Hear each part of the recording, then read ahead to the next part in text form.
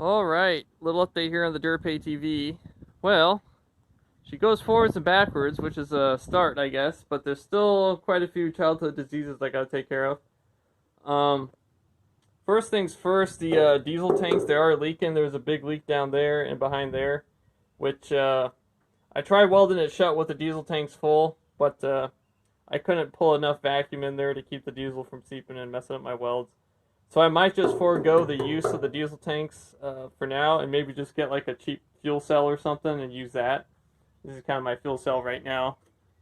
Plus, if I get the one with the right sender, I could actually utilize the fuel sender for my instrument cluster up there that came out the VW. So that'd be kind of neat. Then I don't have to mess with a bunch of gauges and whatnot. Just one nice little system up there. Secondly, having issues with the actuators fully actuating, basically. It's going about midway stroke and then it shuts off. And I bought this controller from Vladimir up in Norilsk, Russia, who puts these together for the GAZ-71 friction clutches.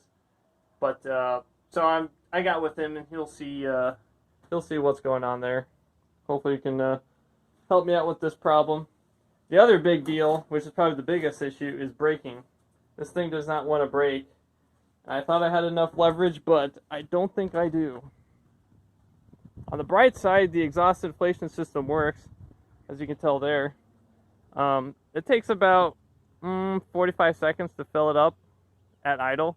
And of course, if you rev it up, it'll fill it up faster.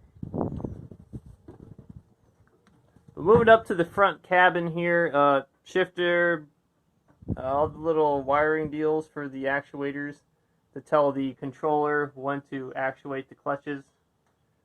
Kind of like a lighting control, which kind of just, lights up that shit.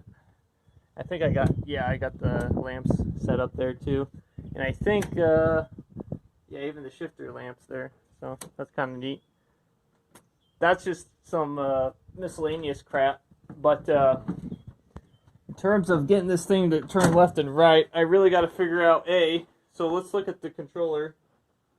So right now, we are in the lower limit switch. You see those red bars? That means we hit the lower limit. Now when we pull off on the lever, move it up, but it doesn't hit my upper limit switch, which is kind of odd. So hopefully Vladimir there can help me out on that end.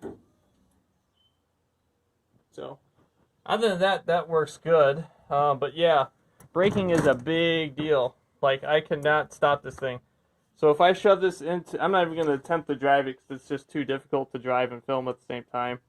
Plus, it's kind of dangerous because if you shove this thing into reverse, I mean, you really got to pull hard on these levers in order for her to actually stop the torque converter from converting torque to our driveline.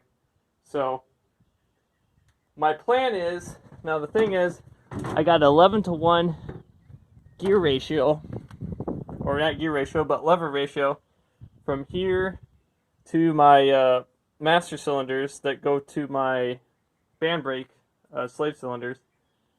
Now the problem is I just don't have enough room to add more lever, unfortunately.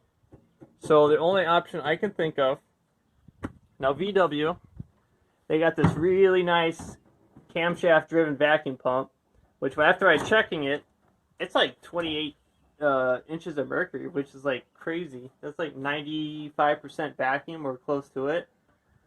So what I was thinking is getting some of those like Land Rover remote brake boosters, putting them in the back so I can tie off these lines, and that'll give me like a 2.3 assistance basically to the back end there, which I think might get me to where I need to be.